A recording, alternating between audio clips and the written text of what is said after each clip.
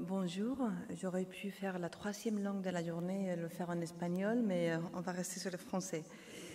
Et merci beaucoup de l'invitation et je vais vous raconter alors le retour de 10 études qu'on a pu mener à Aide, mais on va rentrer d'abord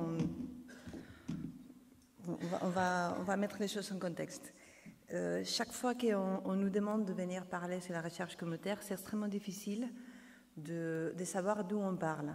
Je pense que c'est nécessaire de savoir qui nous sommes, pourquoi on fait ce qu'on fait et où on le fait. Donc, on a toujours un peu la citation, est-ce qu'on vous montre des résultats scientifiques prouvant les publications, etc. Ou est-ce qu'il n'est pas plus intéressant parfois de connaître comment ça s'est fait, cette expérience de la recherche communautaire, comment on le vit, quelles sont les difficultés, quelles sont les richesses. Avouer et être même fier du fait que, certes, cette recherche est faite pour changer la société, même si parfois ça peut être vécu par d'autres acteurs comme un utilitarisme de la recherche, et qui n'est pas plus fort que d'autres chercheurs font, hein, mais pour nous c'est plus dur. Et voilà, donc aujourd'hui je suis là comme activiste de la lutte contre le VIH, comme potentiel usager et représentant des potentiels et usagers, et comme chercheuse que je suis aussi. Je travaille à Aide, donc notre but général c'est de mobiliser les gens pour la lutte contre le VIH.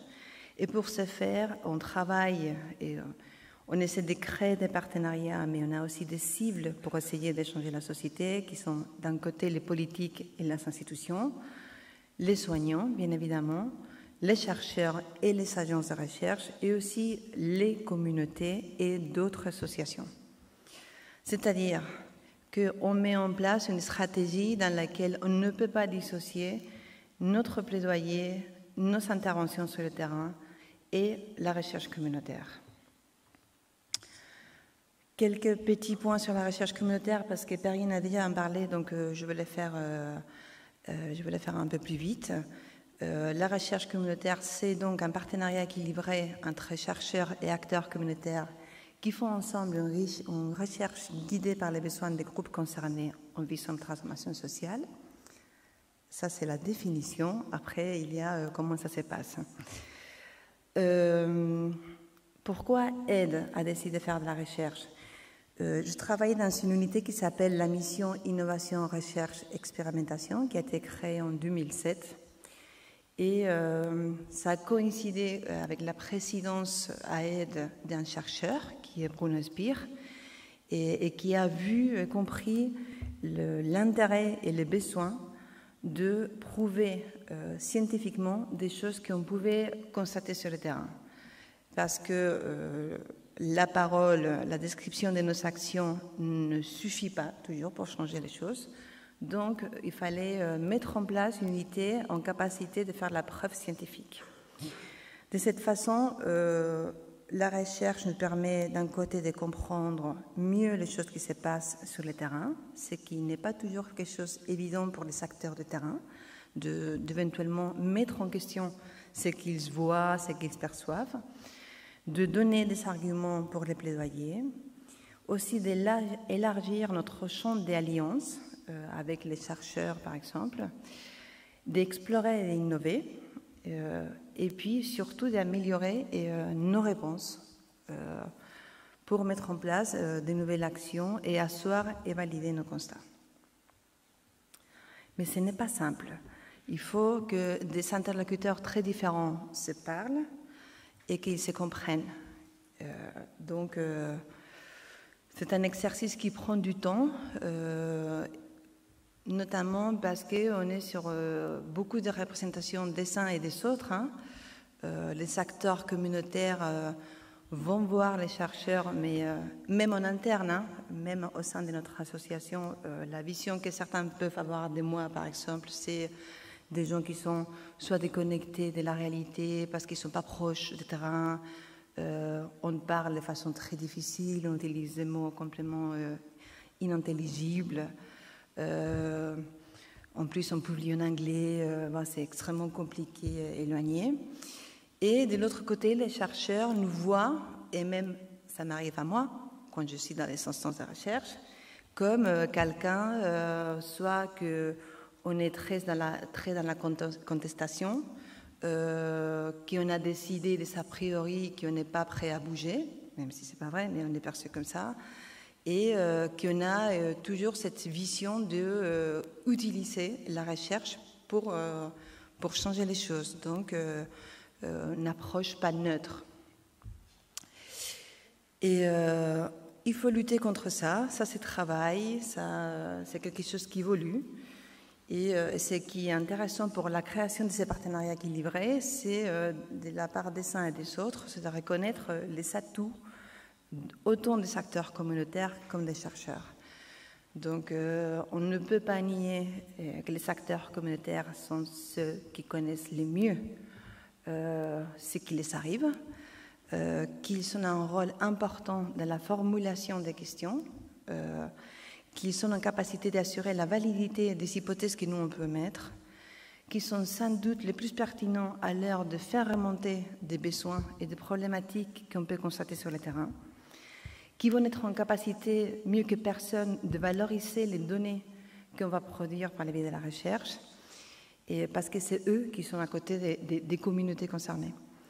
Et les chercheurs, de leur côté, bien évidemment, ils ont un savoir-faire qu'on ne peut pas nier, et ils ont une connaissance beaucoup plus large de tout ce qui est produit concernant un sujet, et c'est leur métier, une méthodologie rigoureuse, et un savoir-faire dans la production de la communication scientifique. De plus, ils ont une connaissance du contexte qui n'est pas toujours acquis chez les acteurs de terrain. Donc, pour vous décrire comment ça se passe à Aide, globalement, on travaille surtout à partir de la remontée des terrains, donc c'est-à-dire qu'il y a des acteurs, soit des CARUD, ou qui font des dépistages communautaires, ou des personnes qui font des soutiens auprès des personnes séropositives, qui vont nous faire part de différents problèmes, difficultés, besoins, des nouvelles pratiques qui émergent. Et ils vont arriver à parler aux personnes qui travaillent à notre unité. Et nous allons faire interface avec des chercheurs afin de trouver, s'il y a besoin, parce que ce n'est pas toujours le cas, la mise en place d'une étude. L'AMIR, en ce moment, va récupérer ces dossiers-là et va s'occuper de faire toute la question de la rédaction du protocole en partenariat avec les chercheurs, le financement la recherche de financement, le travail sur les outils, etc. Et après, il y aura toute une partie de valorisation en double des résultats. Donc, comme Perrine l'a montré, il y aura la partie scientifique, mais aussi la rédaction des brochures, etc., qui sont un outil duquel les personnes concernées et les acteurs de terrain vont s'emparer plus facilement, puis le développement des actions. Donc, aujourd'hui, je vais vous parler de 2 exemples. Je ne veux pas me focaliser autant sur les résultats comme sur les processus. Et je vais commencer par Hypergay. J'imagine que vous connaissez tous cette étude. Il s'agit de l'utilisation de Truvada, qui est un médicament contre le VIH pour un usage préventif. Et c'est une étude qui démarre en 2012. Mais en fait, pour la mise en place d'Hypergay à Aide, on a commencé bien avant. C'est quelque chose qui date de 2009. Déjà avec un conseil d'administration qui prend la décision de s'investir sur un tel projet. Il a fallu faire une enquête pour préparer le terrain et savoir quelles étaient les pratiques sur lesquelles on allait travailler dans les protocoles d'Hypergay. Il a eu lieu une consultation communautaire pour commencer à informer à toutes les autres associations qu'on allait mener cette étude. Ça a été extrêmement vigoureux comme exercice. En 2012, certes, on lance le processus, on lance la recherche, et recherche qui est toujours en cours. Du fait de notre participation dans cette recherche, on a été invité à un groupe de réflexion créé par l'ANRS pour imaginer qu'est-ce qui se passerait et comment on devrait évaluer une éventuelle RTU, donc recommandation temporaire d'utilisation de la PrEP, suite à Hypergay. Et ça a fait qu'après, puisqu'une des questions qui s'est posée, c'était oui, mais si jamais il y a une RTU, qui va venir prendre la PrEP, où ils veulent vouloir la prendre, etc. Ça nous a mené à nous à faire une enquête pour questionner toutes ces questions-là. Et voilà, et on s'est stade-là en ce moment.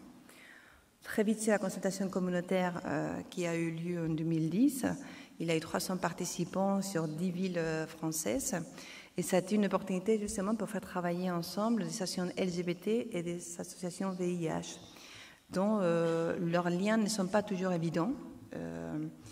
Et puis, on s'est dit aussi que ces projets de PrEP allaient être une opportunité pour les faire parler santé, parce que ce n'est pas toujours évident pour les associations LGBT de prendre la question, la thématique du VIH comme une question centrale. Donc il y a eu beaucoup de mobilisation, discussions, ça suscitait énormément de débats, et c'était ça l'objectif. Or, il y a eu quelques limites, notamment on aurait dû prendre plus de temps pour le faire. Et finalement, c'était plus une consultation associative qu'une consultation communautaire. Et il n'a pas toujours été clair si finalement l'objectif était d'informer, de consulter, ou plutôt de commencer à mobiliser et recruter déjà. En tout cas, pour ce qui concerne Aide, il nous a fallu expliquer autant en interne qu'en externe pourquoi nous avions décidé de s'engager sur une telle recherche. Et les raisons sont là. On savait que le préservatif n'était pas utilisé par tout le monde. C'est un constat, on le sait. Donc, c'était une occasion pour répondre à quelque chose qu'on savait qui existait. En plus, ça nous permettait d'inclure dans une étude extrêmement biomédicale un volet beaucoup plus centré sur la santé sexuelle, sur les counseling, sur l'accompagnement, et de renforcer les volets psychosocial qui n'est pas toujours simple à marier avec une étude biomédicale. Le but final, bien évidemment, était de produire un changement social parce qu'on vise à que la PrEP soit accessible pour tout le monde. Et en plus, le fait que ce soit une étude sur le PrEP à la demande, pour nous, il nous semblait un outil plus adapté pour les personnes qui ont voyé sur le terrain. Voici le design de l'étude, ça vous le connaissez, mais je veux montrer plutôt ça. C'est une graphique immonde, je le sais, mais la question qui pour moi est intéressante, c'est que dans les petits carrés roses plus clairs, vous voyez ce qui se passe lors de la consultation médicale et ce sur lesquels la partie biomédicale des Hypergay se centre. Or, il y a tout le reste qui est fait par les acteurs communautaires. C'est-à-dire toute la première prise de parole, l'explication du protocole de façon beaucoup plus claire, le premier questionnaire, le suivi juste après le premier rendez-vous, les counseling, les rappels de rendez-vous, si les personnes ne viennent pas, qui va les appeler? Tout ça, ce sont les accompagnateurs communautaires qui les font. Et sans tout ça, il n'aurait pas eu ni la rétention qu'on a pu observer sur Hypergay et on aurait encore moins eu les niveaux d'efficacité qu'on a pu trouver. Ça produit bien évidemment de la valorisation scientifique. On a pu présenter les résultats sur l'efficacité lors de la CROI 2014. On vient d'envoyer justement des résultats concernant les résultats pendant la phase ouverte à la CROI 2016. Pardon. Les accompagnateurs ont commencé à valoriser eux-mêmes leur travail lors des conférences internationales et on a eu un poster oral justement à AIDS Impact qui va être publié à AIDScare, ce qui rend d'une grande fierté aux acteurs communautaires qui ont participé à ces projets. Et bien évidemment, tout ça c'est pour produire ensuite. On travaille en parallèle pour faire que Gilead fasse sa demande de AMM en Europe. On travaille avec les ECDC, avec ILGA Europe pour un positionnement plus fort concernant l'accès à la PrEP. On travaille avec un réseau comme EATG pour faire des campagnes au niveau européen sur la nécessité d'avoir accès à la PrEP. De notre côté, on a fait une session à l'SFLS pour faire un accompagnement de personnes qui, nous savons, qui prennent la PrEP déjà au essai. On a créé un groupe sur Facebook pour des gens qui utilisent la PrEP sauvage. Et maintenant, on est en train de mettre en place tout un système de téléconférence avec tous les militants que nous savons sur la France. On a environ 1000 volontaires et on est 500 salariés. Hein, et il faut que tout le monde soit plus ou moins mis à niveau. Et d'autre côté, il y a la question de toute la valorisation, aussi que des autres études qui sont issues de cette expérience-là. Par exemple, en ce moment, on est en train de faire une étude qualitative sur l'utilisation de la PrEP hors essai afin d'affiner le design qui aurait un potentiel RTU. Voilà pour Éparguet. Maintenant, je passe à une autre expérience qui a été extrêmement intéressante, et c'était l'étude sur le SLAM. Vous voyez du côté droite tous les acteurs de cette étude. Et pour remettre encore les questions en contexte, c'est en 2010, on a vu émerger beaucoup de discussions autour de nouvelles pratiques, mais avec beaucoup de questionnements. Tout le monde parlait de façon très différente du slam. On savait, finalement, on ne comprenait rien de quoi les gens parlaient. En revanche, la presse savait bien emparer des sujets et avait un discours extrêmement, comment on dit, violent et très scandaleux sur ça. Et tout le monde était très emballé pour développer des actions très importantes, qu'est-ce qu'on va mettre en place, etc. Donc on s'est dit, bon, finalement, il y a vraiment des besoins déjà de savoir mieux qu'est-ce que les gens entendent par les mots slam, savoir quels sont les déterminants de la prise de risque, et puis surtout, et d'abord, s'intéresser à qu'est-ce que les personnes qui font ces pratiques ont besoin. Et c'est pour ça qu'on a demandé à plusieurs chercheurs, mais aussi à plusieurs personnes concernées, sur quelle serait la méthode la plus appropriée à utiliser. Et il a émergé la possibilité de faire une Rapid Assessment Process, que c'est une méthode qui est très pertinente quand il y a des informations très vagues sur un sujet, qu'on veut d'abord commencer par le quoi et comment plutôt que quoi faire, et qui permet de réaliser un diagnostic rapide. Donc, cette méthode fait que les personnes qui vont participer à l'équipe de recherche doivent avoir une approche vraiment inductive, donc ce qui est déjà un exercice pas évident. Hein. C'était de se dire, même si on est tous des experts, on va faire semblant qu'on ne connaît rien, il faut qu'on pose des questions comme si on ne connaissait rien, parce que les experts sont les personnes qui font la pratique.